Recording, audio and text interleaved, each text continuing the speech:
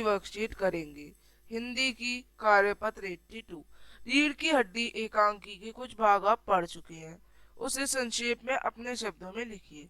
तो आप ये कार्य खुद करेंगे, उसके बाद आगे बढ़ेंगे। राम स्वरूप हा हा हा हा। आइए हा हा हा हा। बाबू गोपाल प्रसाद और उनके लड़के शंकर का आना होता है। आंखों से लोक चतुराई टपकती है। आवाज से मालूम होता है कि वो लोग काफी अनुभवी और बहुत ही माहिर हैं। उनका लड़का कुछ खीस निपोरने वाले नौजवानों में से है। आवाज पतली और खिसियाती है। झुकी कमर इनकी खासियत है। राम स्वरूप अपने दोनों हाथ मलते हुए हैं। इधर तशरीफ लाइए उधर। बाबू गोपाल प्रसाद बैठते हैं मगर बेंत गिर पड़ता है।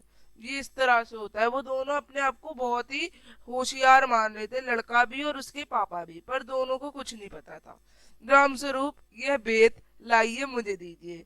कोने में रख देते हैं, सब बैठ जाते ही। मकान ढूंढने में तकलीफ तो नहीं हुई, हंसते हैं बार बार।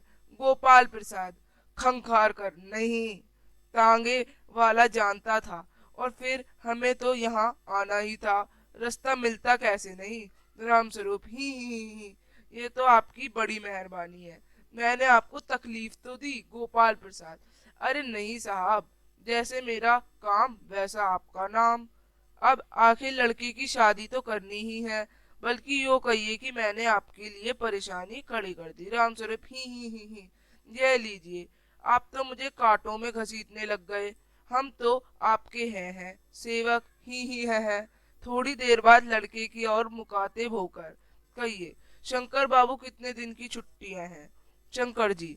शंकर कहते जी कॉलेज की तो छुट्टियां नहीं है, वीकेंड में चला आया था। राम स्वरूप आपके कोर्स खत्म होने में तो अब साल भर रहा होगा। शंकर जी यही कहीं 2 साल 2 साल। राम स्वरूप साल 2 साल? शंकर ही जी, एक आध साल का मार्जिन रखता हूँ। गोपाल प्रसाद बात यह है कि साहब की ये शंकर 1 साल बीमार हो गया था। क्या बताएं, इन लोगों को इसी उम्र में सारी बीमारियां सताती हैं। एक बार जमाना था कि स्कूल से आकर दर्जनों कचौड़ियां उड़ा देते थे, मगर फिर जो खाना खाने बैठते तो वैसी की वैसी ही भूख। कचौड़ियां भी तो उस जमाने में पैसे की 2 आती थी। तो इस तरह से उनकी बातें चलती हैं। तो आइए अब क्वेश्चन करते हैं। खीस निपोड़ना का अर्थ है लज्जा। अब इस पे कुछ बातें कहिए। खीस निपोड़ना मुहावरे का अर्थ गिड़गिड़ाकर माफी मांगना, लज्जा का भाव प्रकट करते हुए दांत दिखाना होता है।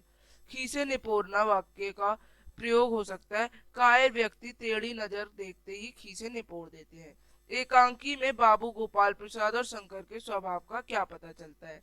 उपयुक्त अंश को पढ़कर बाबू गोपाल के बारे में पता चलता है कि वह एक वकील थे, पर उनकी सोच एकदम जो थी वो पिछड़े जमाने की थी। और वो जो लड़का था वो अपने आप को बहुत ही होशियार समझता था, पर वो था एकदम निकम्मा, अकड़ में रहता था। उनके लड़का कोई अफसर हो जैसे। और पिता की सोच भी बहुत पिछड़ी थी। तीसरा, राम स्वरूप के संवाद या बातों से चापलूसी और दिखलावा कैसे दिखता है?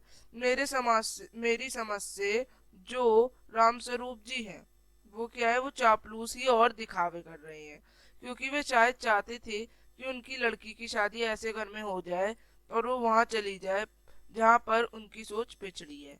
ये पता चल रहा है।